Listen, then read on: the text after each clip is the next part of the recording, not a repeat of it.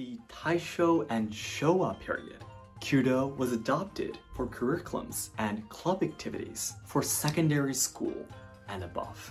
However, after World War II in 1945, Judo, along with all other Japanese traditional martial arts, were banned by the US and faced a crisis of survival.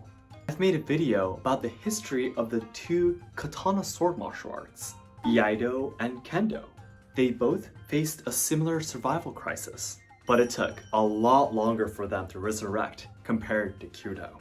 From this fact too, we can understand that although Judo is considered a kind of Budo in Japan, the purpose is obviously not for attacking an enemy, but more of a spiritual meaning.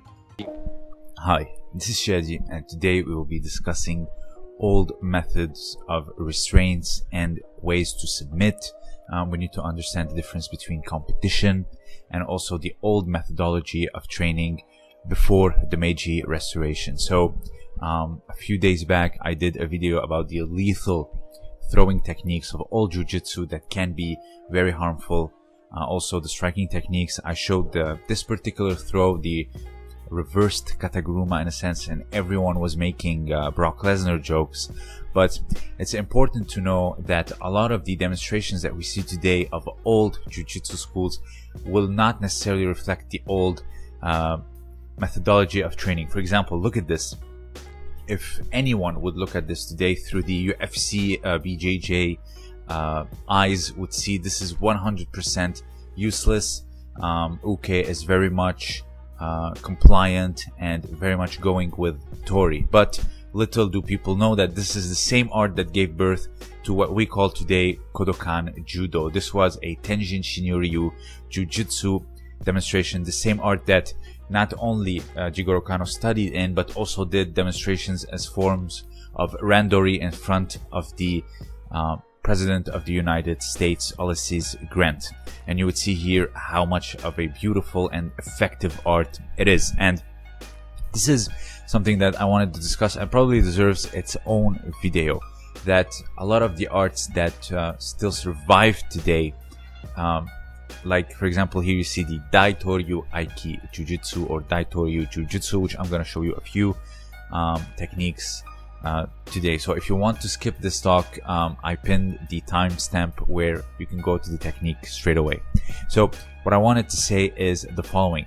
Daito Ryu, if you see it here, it might look completely useless, like many other arts that have survived the transition from the old Japan to the new Japan, and many of them, like for example Takinouchi Ryu, that did not document their techniques because they were afraid of being leaked out.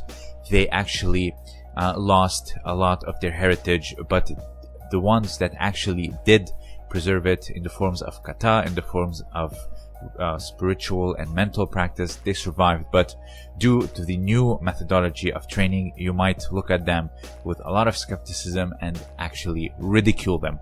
And to say that traditional martial arts are 100% useless, I would say this is a very unfair statement. These are the arts that gave birth to Taihojutsu, the restraining techniques you see here in front of you, and also arts like Kodokan Judo, and eventually the one that's admired the most, BJJ. So here you can look at these techniques when he actually puts the arms backwards. He grabs him with a sankyo and then breaks the arm with a very swift kick, and then proceeds to put pressure on the other arm. And this is a sankyo of Aikido today with Morihei Ueshiba's transformation into a more of a religious and meditational practice. You can see the difference. You go down, you lock the hand very gently, unlike the other one where it was almost to the point of unnecessary violence. This one in particular is my favorite because it speaks volume. This is a very good way of arresting someone, restraining them, but the way he's going about it now, it's overkill, putting the shin on the throat and sinking it in. Now, let me ask you a question. Imagine if a police officer in the US today is restraining someone like that. They strike the head, they put the knee on the back of the neck, and then they sink their shin into the throat. The whole world would go mad, and rightfully so, because there's really no need, after you have put someone's hands behind them like this, to go and do what he is doing like this. But it speaks volume in terms of the hostility of the environment of those days back then, with someone resisting, with someone trying to pull out a tanto or something from behind them, and then they would have to resort for these techniques. Keep in mind, techniques were invented for a very specific need, so doing this after you have someone's hand behind them really shows, again, the hostility of that particular time, and thus the need to invent something even after you have restrained someone's hands. Maybe you have tied them up or something, then you would know that these techniques were done through rigorous drilling and also randori. A lot of these accounts, like Jigoro Kano doing randori in front of the president when he was 19 years old, or the Totsukaha Yoshinryu talking about restraining techniques and also how they would perform arrests. Not everything was catered towards competition. Jujutsu school against Jujutsu school, many of them were very much into self-defense and also police work. Thus the whole thing with the Tokyo Police Academy after the invention of the Kodokan. So I hope this little presentation has provided a little insight of a lot of things.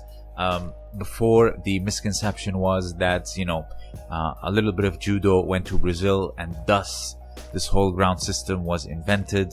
But in my opinion, now there's a new misconception, and that is the whole Bushido, these demonstrations, kata, that people think that they reflect their technique and that's all they did back then.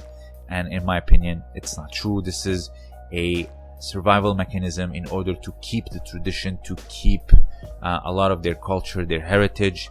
I talk about, when we talk about leg grabs, because we're afraid of them being, taken away and no one's learning them anymore and thus gone for good.